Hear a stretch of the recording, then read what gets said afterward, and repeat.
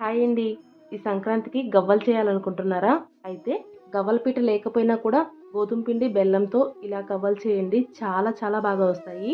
ముందుగా గిన్నెలోకి ఒక కప్పు గోధుమ పిండి తీసుకొని అలాగే ఒక టేబుల్ స్పూన్ బొంబాయి రవ్వ వేసుకోవాలి.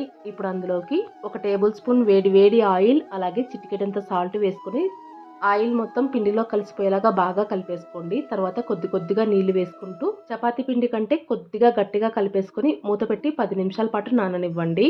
10 నిమిషాల తర్వాత పిండిని మళ్ళీ ఒకసారి చేత్తో బాగా పిసికి ఇలా చిన్న చిన్న పిండి ముద్దల్లాగా చేసి పెట్టుకోవాలి.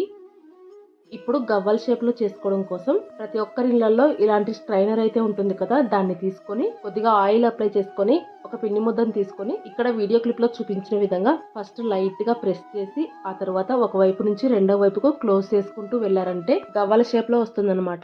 ప్రెస్ చేసేటప్పుడు మాత్రం మరీ గట్టిగా కాకుండా కాస్త లైట్‌గా ప్రెస్ చేసుకొని చేసుకోండి. ఇలా చేసి పెట్టుకున్న తర్వాత స్టవ్ పైన డీప్ ఫ్రైకి సరిపడినంత ఆయిల్ పెట్టేసి ఆయిల్‌ని మీడియం ఫ్లేమ్‌లోనే హీట్ అవ్వనివ్వాలి. ఆ తర్వాత మనం చేసి పెట్టుకున్న గవ్వలు కొద్ది కొద్దిగా వేసుకుంటూ లో టు మీడియం ఫ్లేమ్ లోనే బంగారు కలర్ వచ్చేంత వరకు ఫ్రై చేసుకోవాలి. గోధుమ పిండి కాబట్టి ఫ్రై అవ్వడానికి కాస్త టైం ఎక్కువగానే పడుతుందన్నమాట. దగ్గరుండి కలుపుకుంటూ అన్నింటినీ ఇలా గోల్డెన్ బ్రౌన్ కలర్ లో ఫ్రై చేసుకొని ఒక ప్లేట్ లోకి తీసుకోండి. ఇప్పుడు పాకం పట్టుకోవడం కోసం స్టవ్ పైన ఒక ప్యాన్ పెట్టుకొని అందులోకి 1/4 కప్పు వరకు బెల్లం పొడి వేసుకొని కొద్దిగా నీళ్లు కూడా వేసి బెల్లాన్ని అయితే కరగనివ్వండి. కొద్దిసేపటికి బెల్లం కరిగిపోయి ఇలా ఉడకడం స్టార్ట్ అవుతుంది. అలాగే పాకం కూడా దగ్గరికి వచ్చేస్తుంది. ఆ టైంలో నీళ్ళల్లో వేసుకొని చూసారంటే గట్టి ఉండలాగా వచ్చిందంటే పాకం పర్ఫెక్ట్ గా వచ్చినట్లు.